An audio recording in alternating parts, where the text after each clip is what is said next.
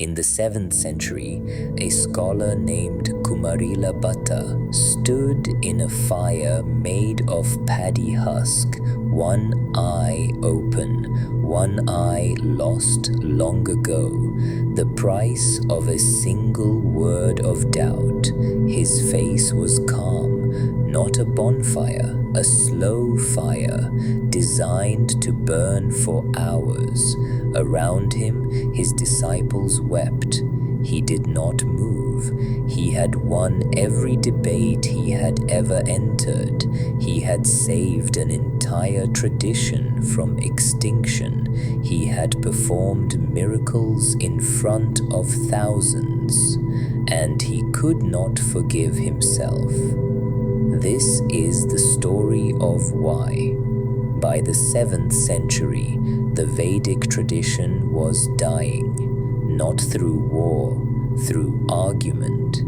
Buddhist scholars had built one of the most precise logical systems the ancient world had ever seen. Their argument was simple: the Vedas contradict each other.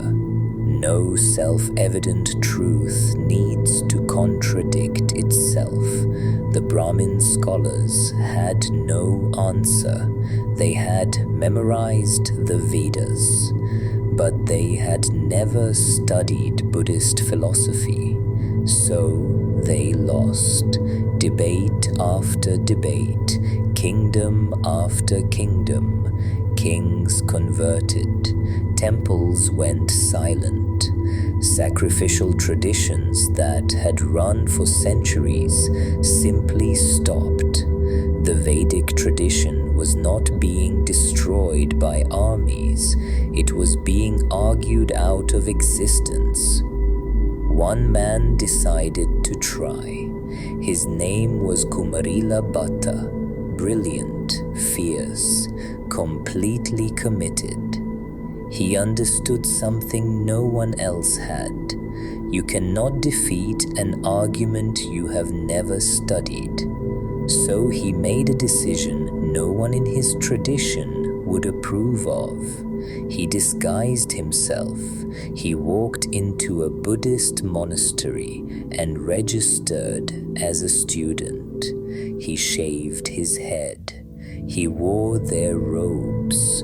For years he lived among Buddhist monks, studying their logic, memorizing their arguments, copying their texts, not to convert, to destroy them from inside. One day, a senior teacher began criticizing the Vedas.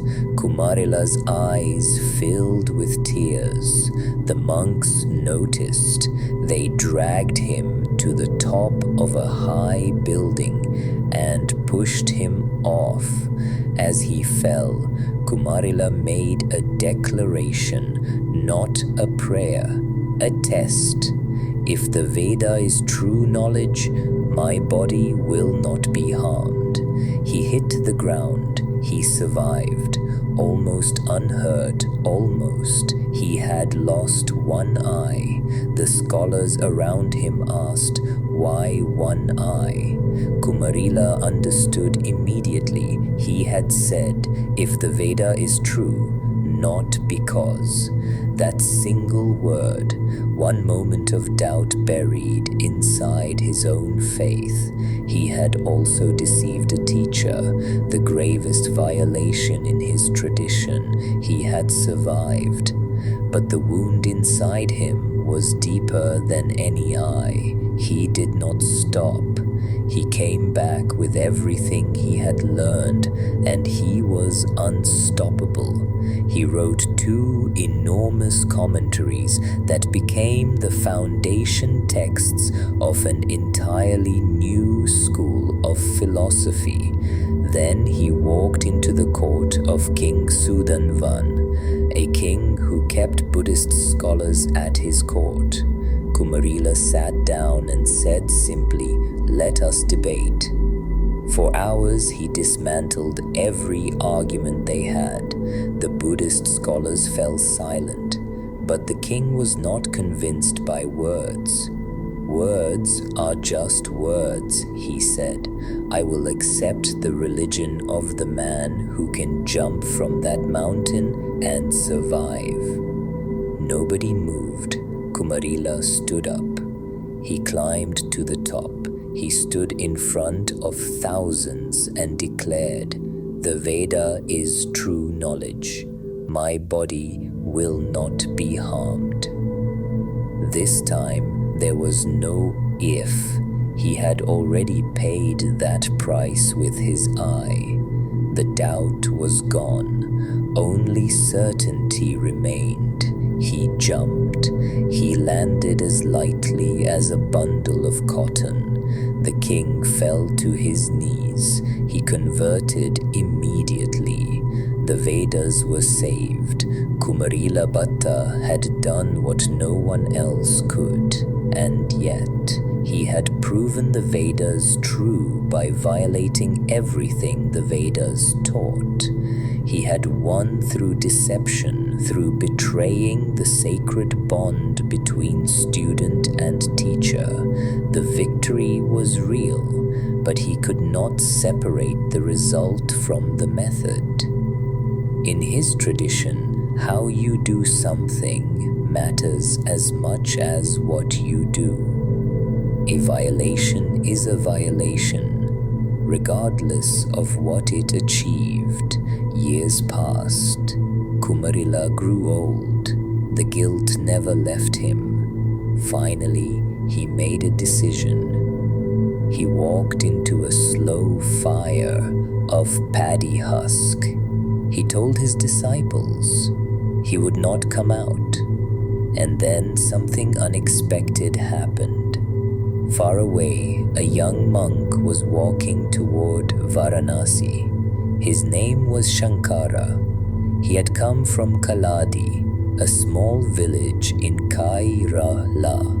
He had left home at 8 years old with a monk's staff and a promise to his mother that he would return when she died. Near the Narmada river, he found a sage named Govindapada living inside a cave. Shankara walked around it 3 times. Then he sang, not prayers, but who he truly was. "I am not earth, not water, not fire, not air. I am not the senses, I am not the mind. I am Shiva, pure consciousness." The sage came out of meditation. He looked at this boy and recognized him immediately. He taught Shankara one truth in 4 sentences. Brahman is pure consciousness. I am Brahman. Thou art that. This self is Brahman. The meaning, the witness inside you is not separate from the consciousness that holds the entire universe together, not similar, the same. 1. When Shankara had understood this, Govindapada gave him his mission. Go to Varanasi, write this down, teach it, debate everyone who disagrees.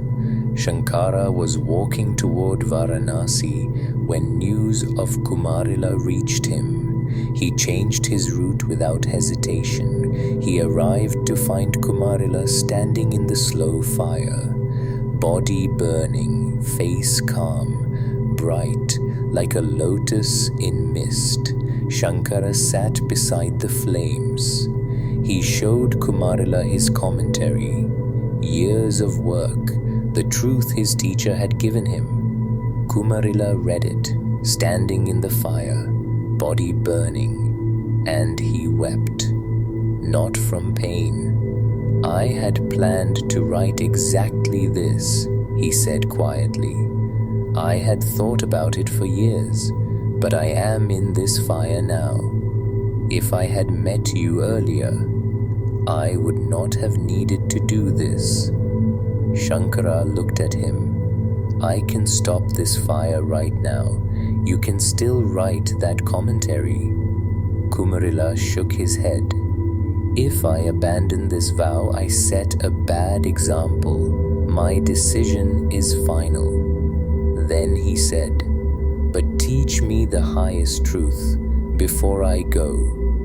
Shankara taught him that the self, the pure consciousness inside every person, is untouched by any action, by any sin, by any karma.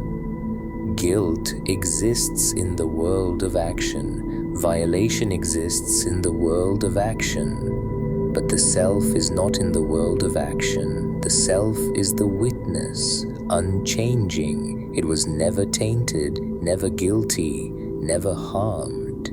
Something in Kumarila's face changed. The man who had carried decades of guilt finally heard the truth that let him put it down. He closed his eyes and was finally free. Kumarila Bhatta had jumped off a building to prove his faith. He had jumped from a mountain in front of thousands. He had silenced every scholar in a king's court. He had saved the Vedas. He did all of this with one eye and a heart full of guilt. It took a young monk from Kairala sitting beside a slow fire to give him the only thing victory had never given him: peace. Shankara picked up his staff. He turned north toward Varanasi, toward his mission. He had not yet debated a single scholar. He had not yet written a single commentary, but he had already changed one life completely. The greatest debates in Indian history were still waiting for him.